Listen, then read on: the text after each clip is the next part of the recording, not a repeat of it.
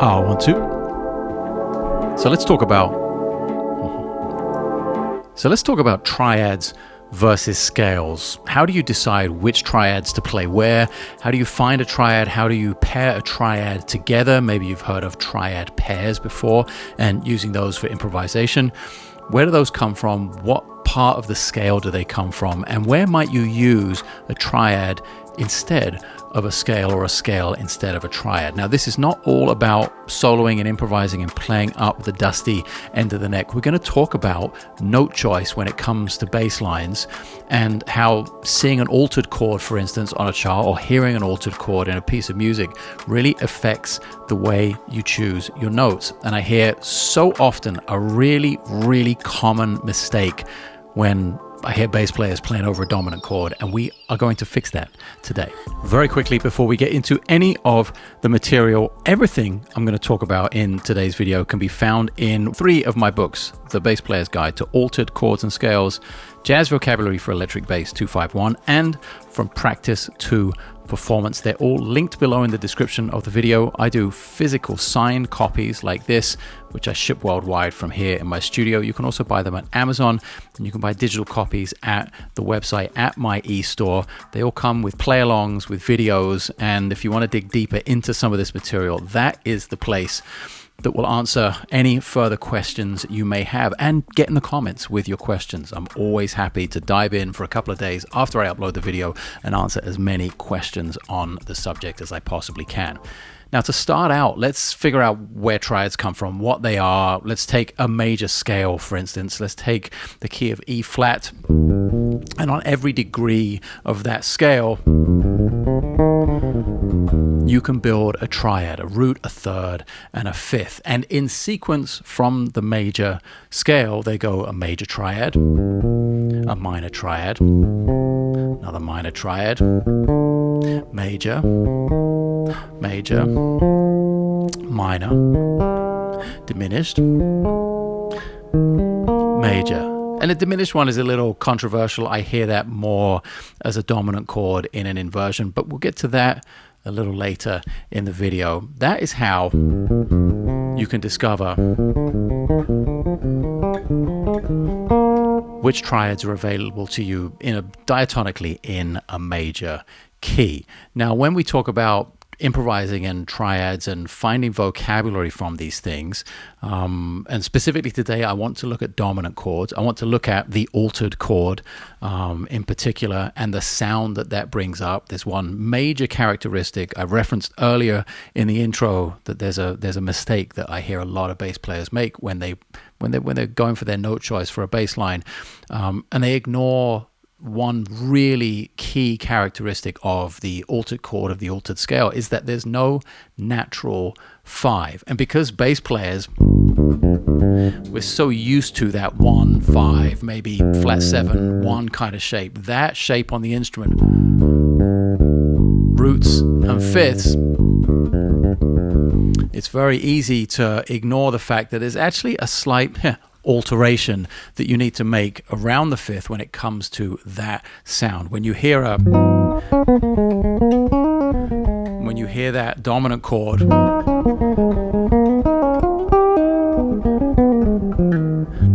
and it doesn't have a D natural in it. It's not a Mixolydian scale. It's an altered scale, so it has the sharp 5 or flat 13 and the flat 5 or sharp 11, but no natural 5. So when you get to that sound, and you hear that in a song, and you start comping with the natural 5, you start using, in this case, it's G7 altered. So there's no D natural, there's no 5th degree of the scale, there's no natural 5. When you start comping with that, when you start playing your bass line and including D natural over this, underneath this chord, you start to get this kind of dissonance. Now, it's not going to be exactly that dissonant, because the range will be a little greater. There'll be perhaps a couple of octaves in between them, rather than this minor ninth interval. But that's essentially what you're introducing to the harmony. Now, okay, there are absolutely cases where the flat 9 is a beautiful sound, and that interval is just an amazing part of harmony. Absolutely. I just want to get you on the fundamental tip so that you actually understand, and more importantly, so that you hear that when it's an altered chord, you don't just go straight for that D natural. We actually go to G altered, the G altered scale,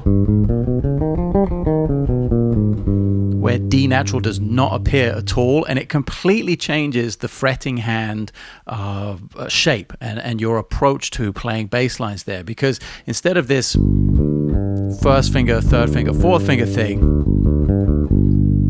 suddenly you maybe want to start on G here, for instance. You maybe want to start on your third finger. I'll turn the reverb off for just a second. Because you do not want to hit that D natural, but you do want to explore the other notes in the altered scale. And I'll put the chord in the sustainer.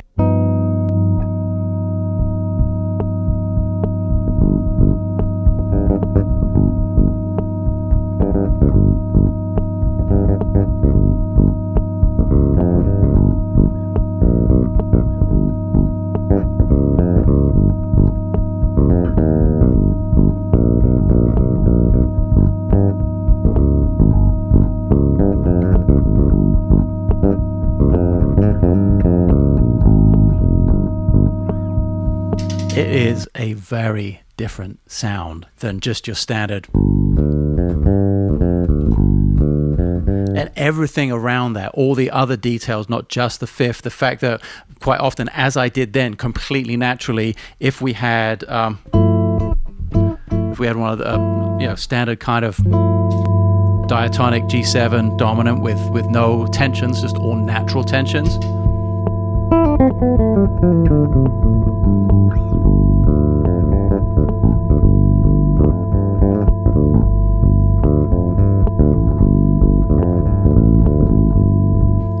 I went straight to the A natural, for instance, as a leading note to come back down to the root. We have to be aware of the fact that when it's an altered chord, that's going to be A flat. That's going to be a flat 9 right there. So when you're becoming more aware of this sound, when you're becoming more aware of extracurricular activity in the harmony, extra tensions, things that sound kind of a little dissonant, it's really good to be in control of that and to know what's going on. Not necessarily from a theoretical standpoint. I would much prefer that you hear this rather than know this.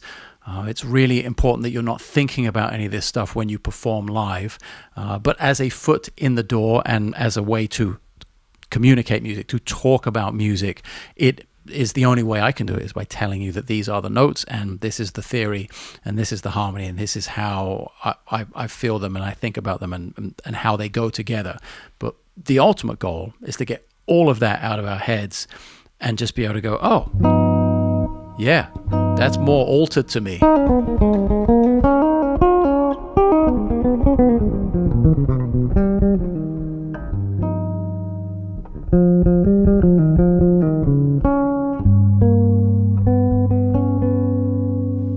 As opposed to what I made an example of just now, far more kind of sus 13. Everything very diatonic, no fancy tensions, flats this, sharps that, nothing, just G7, and you can play C major and be totally inside the harmony. But then I want your ear to be able to identify, what just happened there? Just think about that for a second. In real time, don't pause the video. I'm going to go back to what I was playing first. Now what happened here?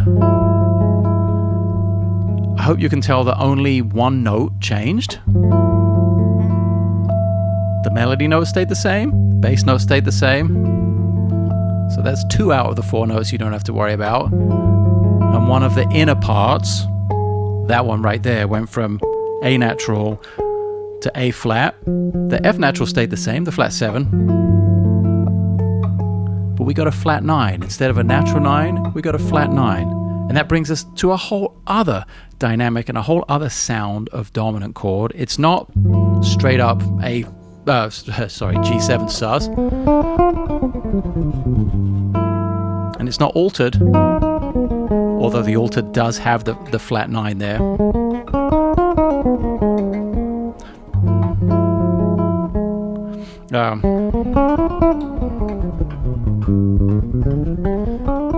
This brings up the sound of what's called the symmetrical diminished, the half whole, half step, whole step, half step, whole step, half step, whole step, symmetrical all the way down. So you can start on the root and go half whole.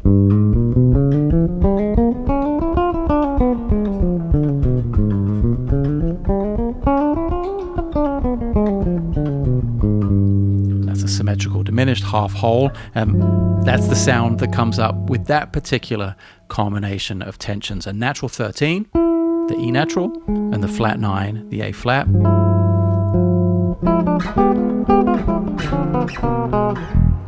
That whole sound. And of course,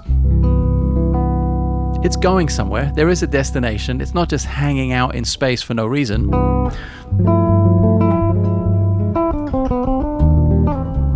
Maybe there's a little delay in getting there, but eventually it's generally going to 1 in that sense. And there are other resolutions, there are other places that a 5 chord can go besides 1. But for now, let's just deal with 5 to 1 as we get used to these sounds. We've looked at the altered sound.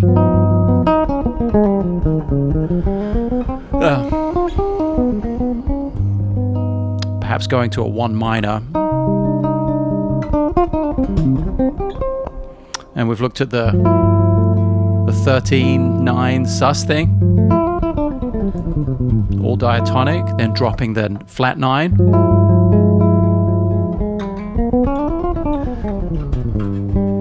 and going to perhaps a 1 major. So that's altered, that's dominant flat 9, and so on and so forth. It goes on and on and on. There's dominant sharp 11. There are all kinds of combinations of that. But it's really useful for us as bass players to be able to hear all of that higher upper structure harmony, and just harmony in general in a higher register, even if it's not an upper structure of the chord, and be able to relate that to our bass playing.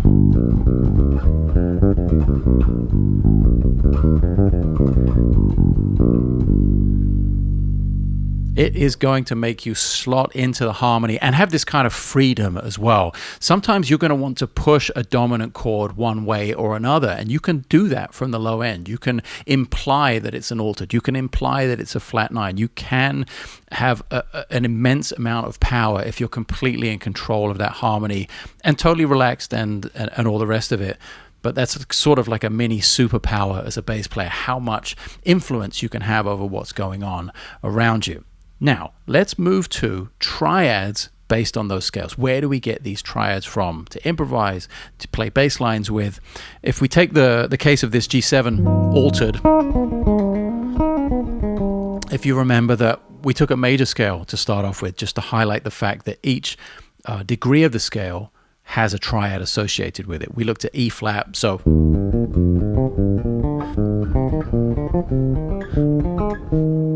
it was a major scale. You can apply the same thing to any scale, of course. And when we do that to the altered scale,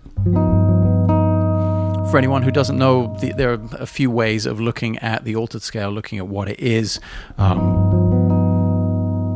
A few ways in are to think of G7 altered. The scale you're looking for is a half step up melodic minor. So if it's G7 altered, you want to find A flat melodic minor.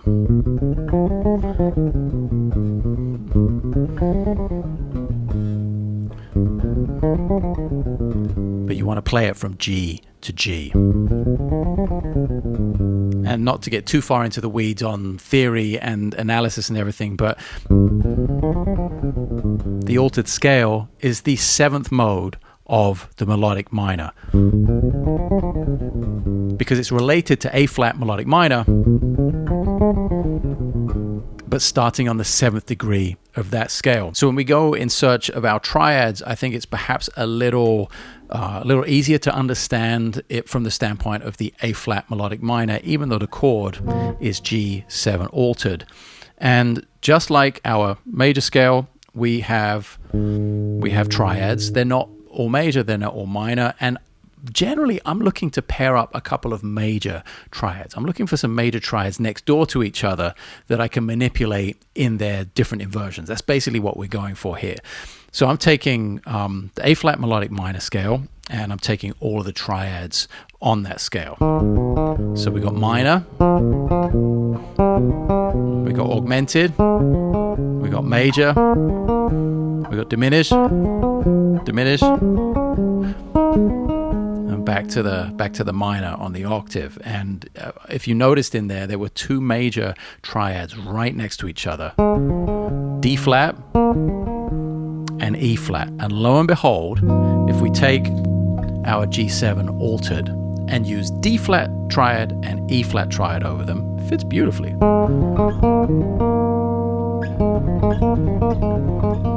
Because it uses notes that are all inside that G altered or A flat melodic minor.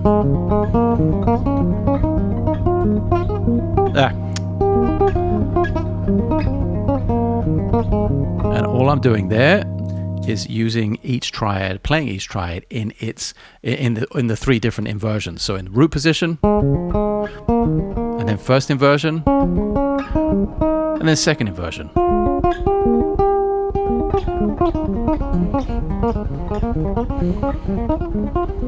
There.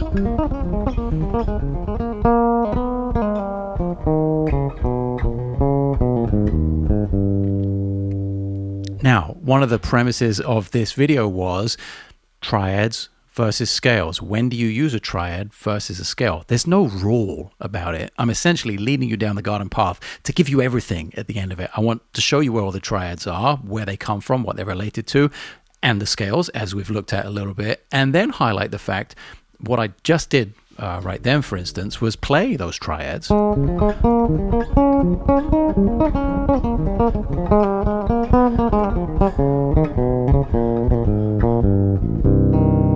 And get into a linear idea using more of the scale side of things. There's no right or wrong time to play either or, and a combination of both is generally what ends up happening. Even though it's not a conscious decision, I will use triads to create tension. I'll use linear ideas or more scalistic ideas to perhaps release, or to get to a point, to get to a target note, to get to a resolution. Again, no, you can use triads to get to a resolution. You can use triads to for the release, but it just highlights the fact that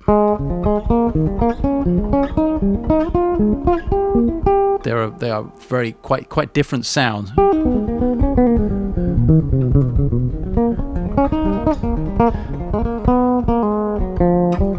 There.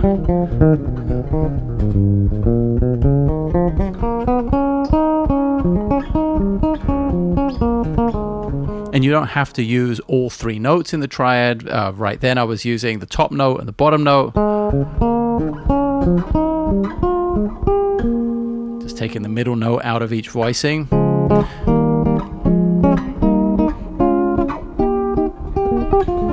Arpeggiating.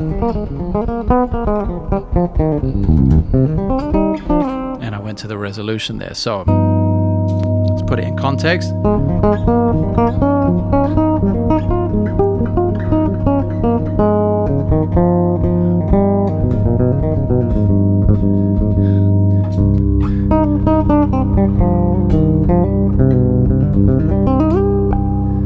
So basically just went from a 5 to a 1, armed with only one scale, the G altered scale, and two triads from that scale, derived from that scale, D flat and E flat.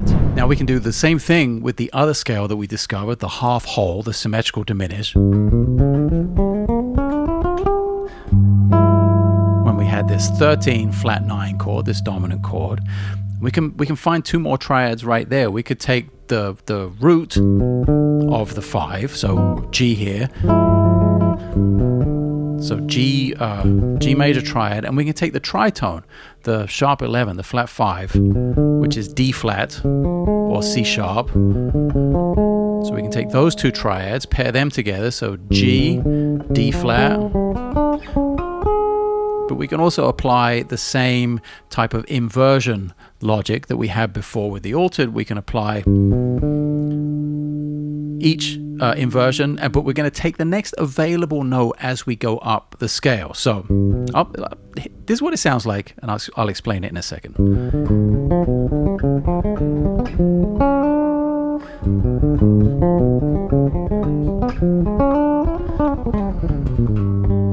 So we have our chord.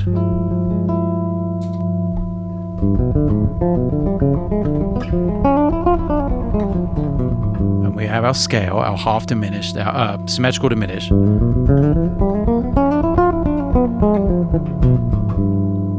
we're taking that first triad of G. We're taking the next available note of the tritone. Remember, the tritone is D flat. In D flat triad is D flat, F, and A. But we want the next available note up the scale. So from G, the next available note is A flat. So that makes it the second inversion of D flat. The next available note, which we want in G, is B. So first inversion. Then we get D flat, root, second inversion, first inversion of D flat. And then I'm kind of running out of real estate a little bit in terms of range, but you could go as high or as low as you want with that. This is just the parameters I'm dealing with for the purpose of this video.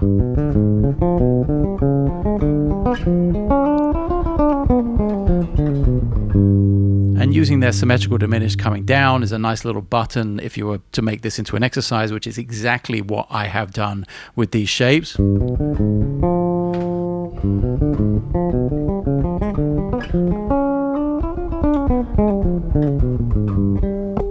And if you want to go a little bit further, you can apply this to the previous example as well, that we took from altered. If you want to go that little bit further, you can apply a chromatic approach note from below each starting point. This is a lot of information, which is the thing that bugs me the most about talking about theory and approaching it from a theoretical standpoint. It's so many words to describe something that's really simple. I didn't get any of this from from somebody telling me like I'm telling you right now. So I guess what I should have opened the video with was, if you like this sound,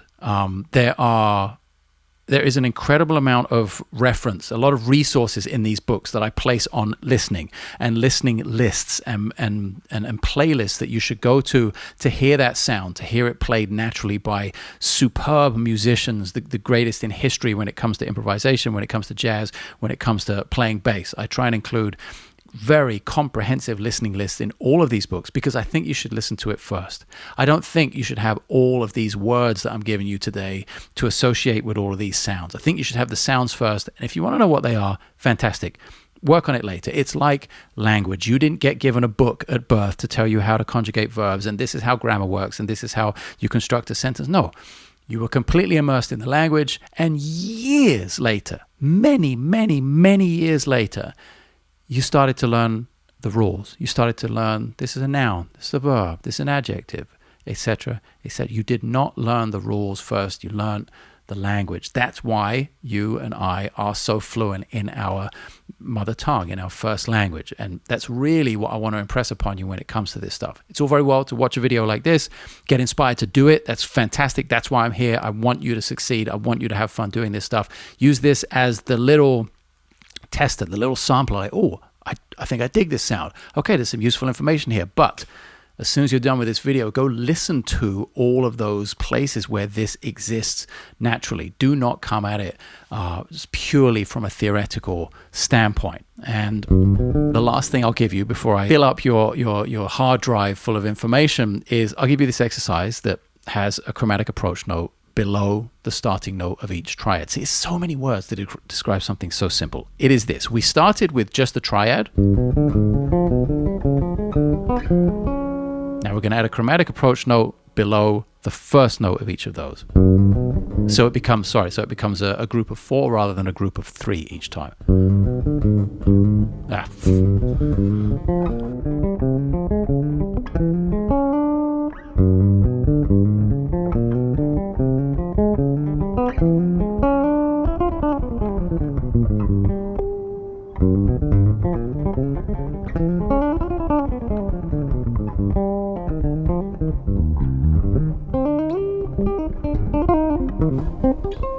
And there it is. This is how my day goes. I work on stuff like this. I fall into other things. I'm all about the harmony. I'm all about exploring the entire instrument. Don't just do it in C.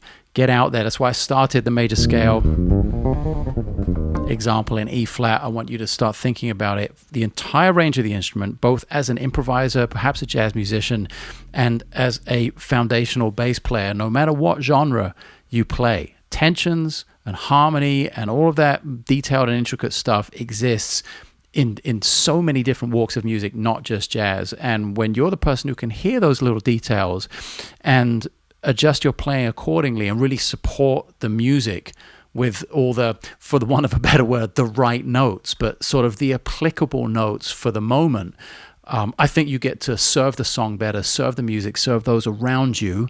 I think that's our primary role as a musician, regardless of what instrument you play. And then as a bass player, you get to have all this extra sort of power and influence over the harmony and over where a song goes, or a soloist, or all of those things from the back, from sitting in the back, and just a really few subtle details in your playing. If you have them, it turns you into a next level musician rather than just someone who's sort of casually playing roots and fifths in the back.